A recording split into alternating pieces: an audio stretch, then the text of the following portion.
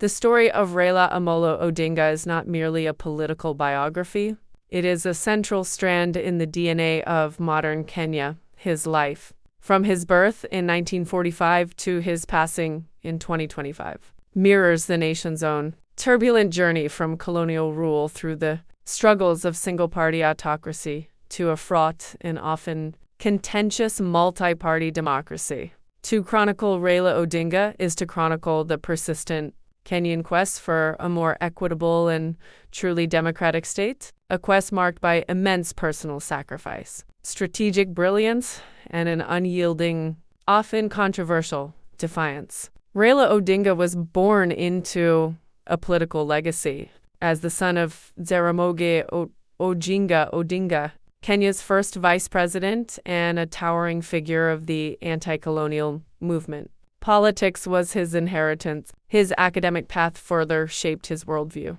After early schooling in Kenya, he pursued higher education in the former East Germany, obtaining advanced degrees in mechanical engineering. This period was crucial, exposing him to socialist ideologies and the mechanics of mass mobilization in a Cold War context. The 1970s and 1980s defined Raila Odinga's public persona more than any other period. His open opposition to the Moi regime made him a target, following the failed 1982 coup attempt, for which he was falsely accused of involvement. He was detained without trial. This began nearly a decade of intermittent imprisonment in some of Kenya's most notorious penal institutions, including Committee Maximum Security Prison, could make presidents. The 2007 presidential election was a national watershed.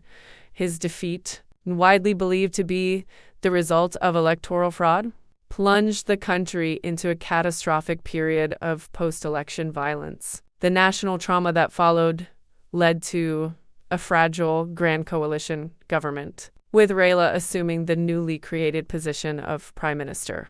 This role, however, was largely hamstrung, a symbolic concession rather than a position of executive power. The subsequent years were defined by his relentless pursuit of the presidency in 2013, 2017, and 2022.